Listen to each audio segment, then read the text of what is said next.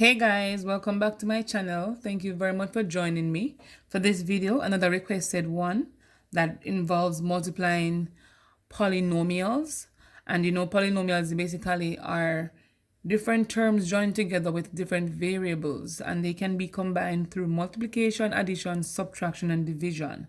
So for the polynomial here, we're asked to simplify 2a squared times, in parentheses we have 5b squared minus 3ab plus 6a plus 1. All right, guys, so once you see you're asked to simplify a polynomial and you see you have a term outside and a parentheses with some terms inside, you automatically think about the distributive property. And the distributive property basically says whatever is on the outer part of your parentheses must be multiplied by the terms that is inside, or the terms that are inside. So here we go. So we're going to have the 2a squared be multiplied by the 5b squared. The 2a squared be multiplied by the 3ab. The 2ab multiplied by the 6a, and also be multiplied by the 1. All right. So with this, I'm going to show it to you in steps, as in from the basic part.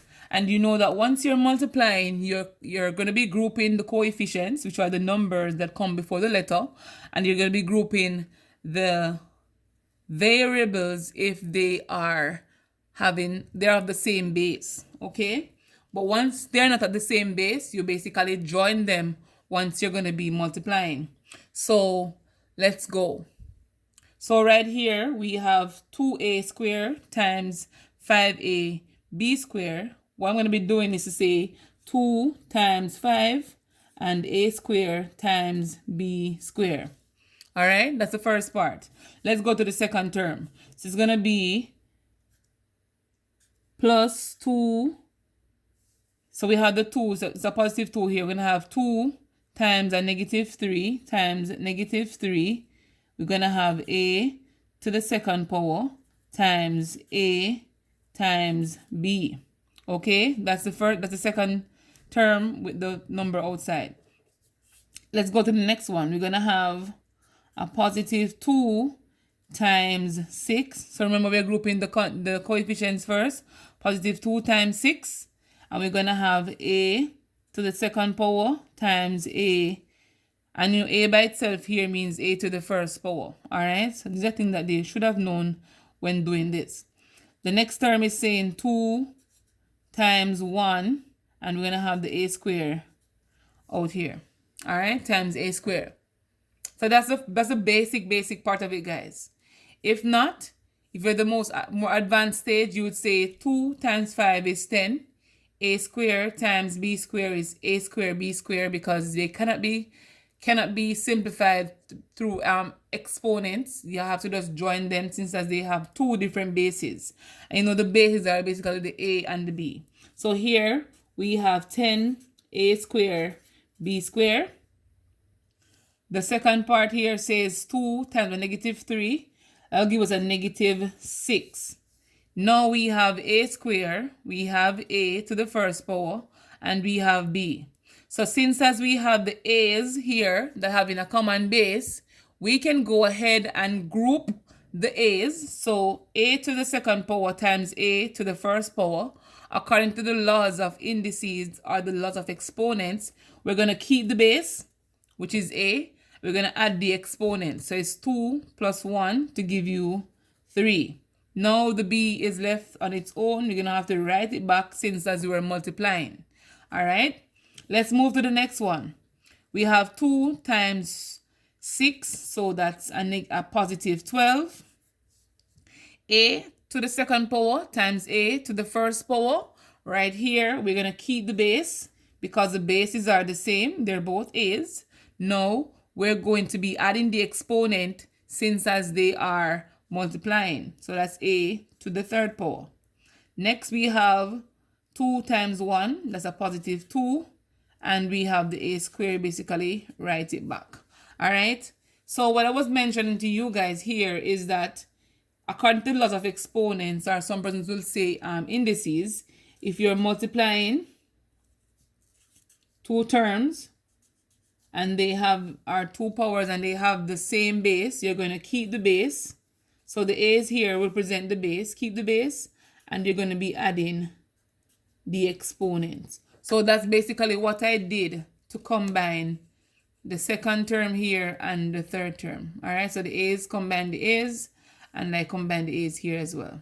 Okay, so right here, guys, you see that a squared b squared is not the same thing as a cube b. It's not the same thing as a cube, and it's definitely not the same thing as a to the second power. So right here, guys, all of what we have in our second line here, all of those are unlike terms. And once they're unlike terms, they cannot be added or subtracted. So we basically see that the answer would be at B. So if you didn't have the multiple choice working out with, that's basically where you would stop. Okay? So the last part here is asking us to simplify 5 times 2k squared plus k plus 3. All right, so we're going to be doing the same thing by distributing. All right, so it's going to be 5 times 2k squared, 5 times k, and 5 times 3. So 5 times 2, here we have 10. We're going to write back the k squared. 5 times k is a positive 5k. 5 times 3 is going to give you a positive 15. Right here, all of these are unlike terms, so we cannot go any further. So we have to leave it as 10k squared plus 5k plus 15, which is at A. Okay? One mistake students normally make is to, when they're distributing, they add the numbers and they write back the, we call this? Write back the variables. But in this case, guys, we have to use a distributive property. Let me put it here. Distributive property to simplify. Distributive property. Or some would say the law. Same thing. All right. So another question I have here is multiplying two binomials. And you know, binomials basically having two parentheses being multiplied by each other. So one easy way to multiply the binomials, guys, is using the FOIL method. And FOIL says first, outer, inner, last. So you basically multiply the two first terms, all right? Then you multiply the first term with the outer one, all right? Then you multiply the two inner terms. Then you multiply the two last terms, all right? So let's go. So it's 2n times n. I'm going to break it down. So it's 2n times n. Then we're going to have 2n times a negative 3. All right. Now we're going to have 5, positive 5 times n. Then we have a positive 5 times the negative 3. So from here, we see we have the first to the first to the outer, inner to the inner, and the inner to the last, or the last to the last. Any you want to call it. That's the same thing. All right. So let's go. So from here, we're going to simplify. I spoke to you about this earlier. Once you have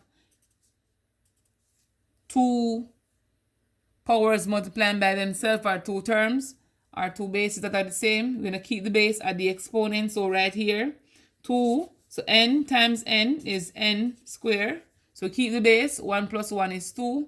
So that's how we get it. 2 times 3 is going to give you a negative 6. N. 5 times n, going to give you a positive 5n. 5 times a negative 3 will give you a negative 15. All right, guys. So from here, we see that we have two terms that have the same variables. So n's and n. All right. So we're going to be grouping those two. So let's rewrite what we're not going to be using. So negative 6 plus 5 will give you a negative 1n, or just n, minus 15. So from here, we see that we can't go any further because that's n squared, that's n, and that's 15. And all of these are considered to be unlike terms. So that's basically where we have to stop. Okay? And so that's going to be our final answer. And one thing you will know that, guys, is that once you expand to two binomial or a pair of binomial, your answer will most likely give you trinomial at the end. And trinomial basically means you have 3 terms at the end, or you may have 4 terms, especially if there's nothing to group when it comes on to the 2 middle terms. Alright, so our answer for this one is that B. Alright guys, so thank you very much for watching. Remember to like, share, comment, subscribe. Leave me a comment. Let me know if you have any questions for me, and I'll be happy to respond to you.